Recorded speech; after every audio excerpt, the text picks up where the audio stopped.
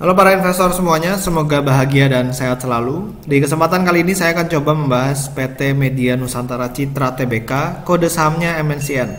Seperti apa perusahaannya akan coba saya bahas setelah yang satu ini.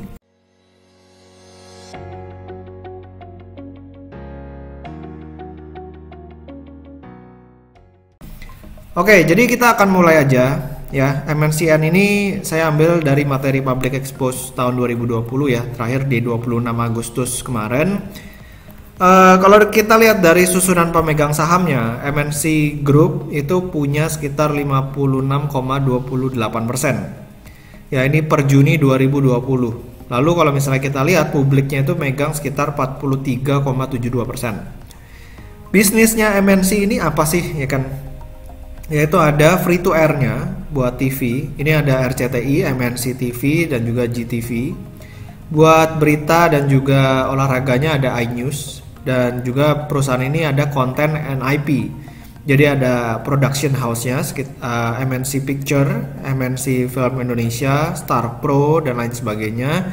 Dan juga ada digitalnya, 5-in-1 Entertainment App ya. Ini dengan produknya RCTI Plus ya. Dan kalau misalnya kita mau lihat dari market share-nya, sebenarnya MNC ini cukup oke. Dan kalau misalnya kita perhatikan, TV itu masih menyumbang sekitar 64% dari belanja iklan ya, dari belanja iklan. Dan diprediksi buat tahun 2022 belanja iklan dari TV itu masih sekitar 62%. Memang dari internet meningkat ya, dari 16% meningkat menjadi 25%. Nah, untuk print itu diprediksi bakal menurun dari 16% ke 10%. Jadi orang-orang mulai berpindah ke internet. Dan untungnya MNC ini udah melakukan inovasi untuk lebih fokus ke internet ya, dengan RCTI Plus-nya itu.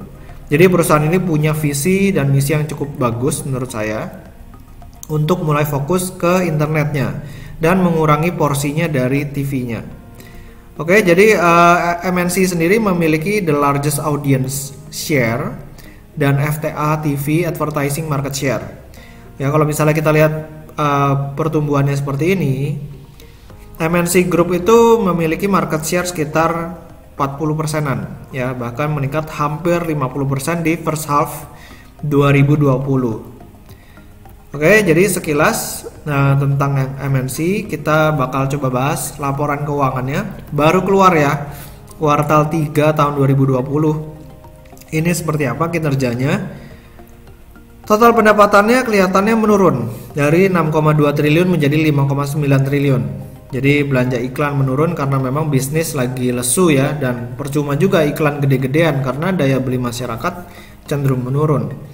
Itu hingga 9 bulan tahun 2020. Oleh karena itu gross profitnya juga turun dari 3,8 menjadi 3,6 triliun. Labanya juga turun dari 1,77 triliun menjadi 1,44 triliun. Kalau misalnya kita mau lihat dari sisi cash flow-nya,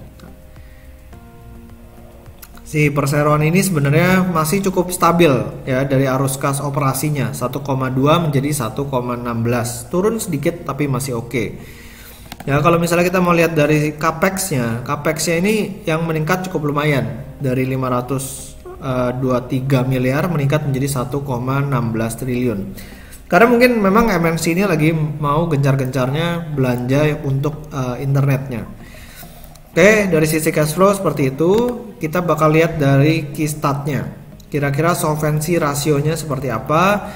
Karena rasionya di 4,48, jadi sangat-sangat sehat. DER-nya 0,3, jadi juga oke. Kalau ada kemungkinan pilot, kelihatannya susah. Karena current rasio dan DER-nya sangat-sangat sehat. Oke, kalau misalnya kita masuk ke return on equity dulu ya. Return on equity sebenarnya perseroan ini masih cukup oke di 14,3%, padahal lagi ada penurunan kinerja ya, Kalau kita lihat dari sisi valuasi, PER-nya juga nggak mahal-mahal amat, cuman di 8,12 kali dan PBV-nya cuman 1,16 kali. Jadi sebenarnya dengan penurunan kinerja sekarang dan harga sahamnya juga udah agak turun ya, Sekarang di 1060, waktu itu sempat di 2000-an. Sebenarnya ya ada potensi atau ada kesempatan buat beli saham ini dengan harga yang cukup terjangkau. Karena kalau misalnya nanti daya beli masyarakat udah pulih, belanja iklan meningkat, otomatis laba dari si MNC ini bakal meningkat lagi. Oke, jadi demikian dari saya tentang MNCN, Media Nusantara Citra Tbk. Semoga video kali ini bermanfaat. Jangan lupa buat di subscribe dan juga di follow Instagram saya di Pesan Saham. Sampai ketemu di video berikutnya. Selamat berinvestasi.